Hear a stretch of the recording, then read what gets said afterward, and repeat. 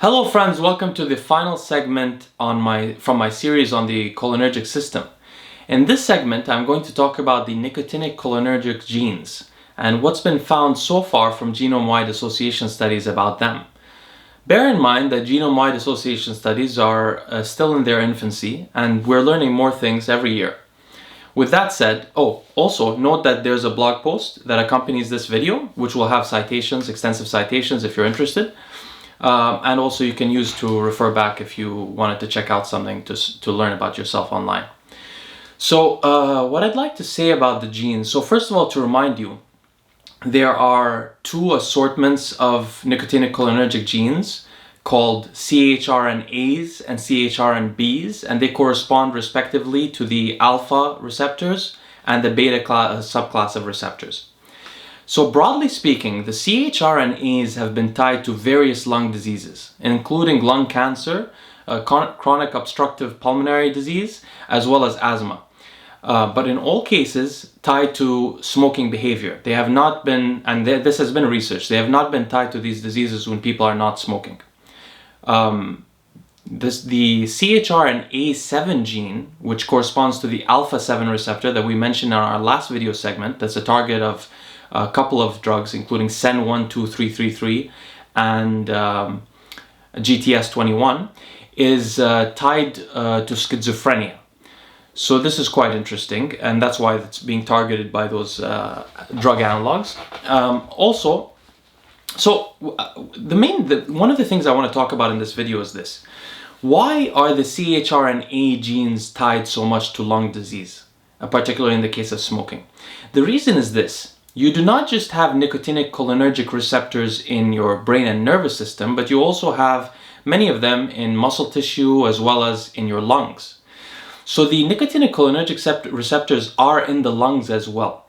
And they bind not only to nicotine, but to two derivatives of tobacco called, I'm not going to say the chemical names because they're very long, but you can go to the blog post to read them. But one is called NNK and one is called NNN. Now what's interesting is, talk about them individually. NNK is something that is a carcinogen in tobacco even when it's not burnt. It is a nitrosamine like bacon and processed meat, and thus it can cause carcinogenic activity and potentially cancer even when not burned. It may be one of the primary reasons that chewing tobacco is carcinogenic.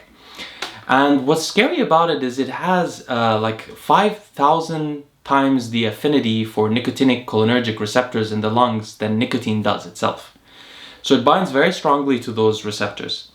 NNN, on the other hand, binds to the alpha-7 receptor that's been tied to schizophrenia in the brain, but it binds to the alpha-7 receptor at over 1,000 times the affinity that nicotine does. And it also is a mutagen, so it causes mutations in DNA, and it's been shown to do that in, for example, the angiotensin II gene, which is a gene very much involved with blood pressure. So, and then one side note I wanted to mention that I mentioned also in the literature review. So EGCG, which comes from green tea and has antioxidizing effects in the body, as well as cruciferous vegetables, have been shown to protect from the carcinogenic activity or the mutagenic activity of NNN. So one could postulate that if one was, and this is just speculation, that if one was using an oral form of tobacco, not nicotine, keep in mind. If you're using something like a nicotine gum, I don't believe that you have any cause of concern.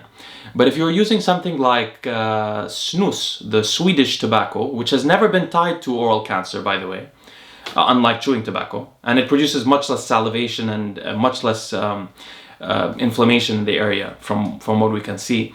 But if you were to use that, you may think that drinking green tea throughout the day may be helpful in some way, because the green tea would have an oral topical effect with the EGCG on the area. But this is just speculation. So one thing to keep in mind then is that there are receptors of the nicotinic cholinergic genes in the lungs, and they respond to NNK and NNN in addition to nicotine.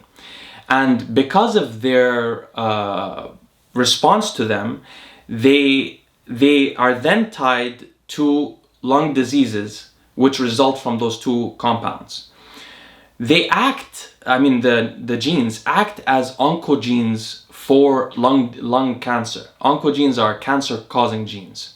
There are oncogenes identified in a variety of kinds of cancers. For example, some of the most famous ones are discovered for breast and prostate cancer. The BRCA genes, BRCA1 and 2.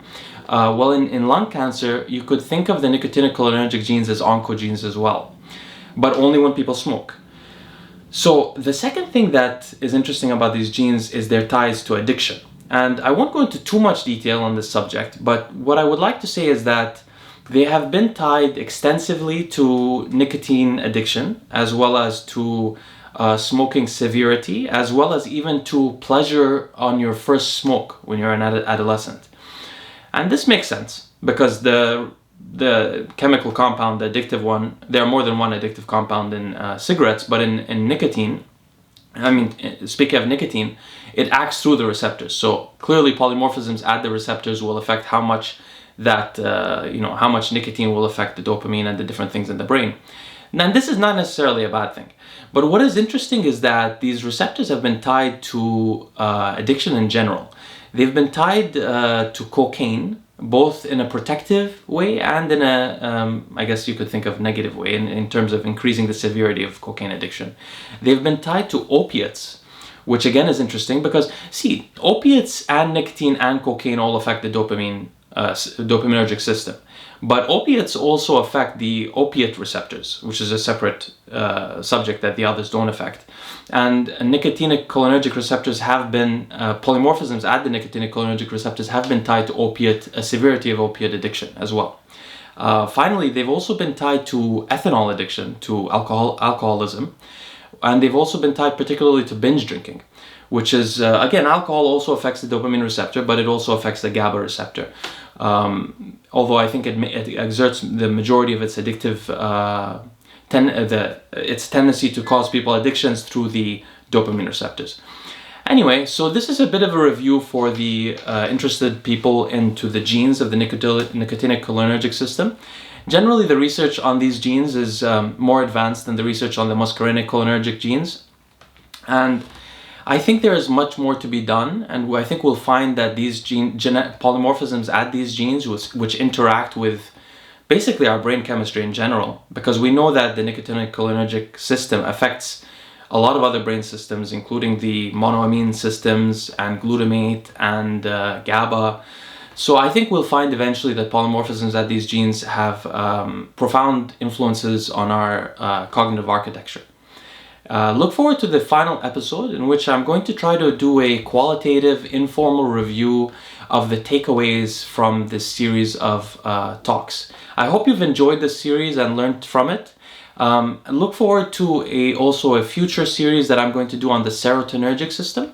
I may just continue to do different series with extensive literature reviews on the various neurotransmitter systems in the brain, because I feel that it could be helpful for people who want to learn about cognitive enhancement, because all of this, well, I'll talk more about it in the next episode. I'll see you guys later. Have a great day.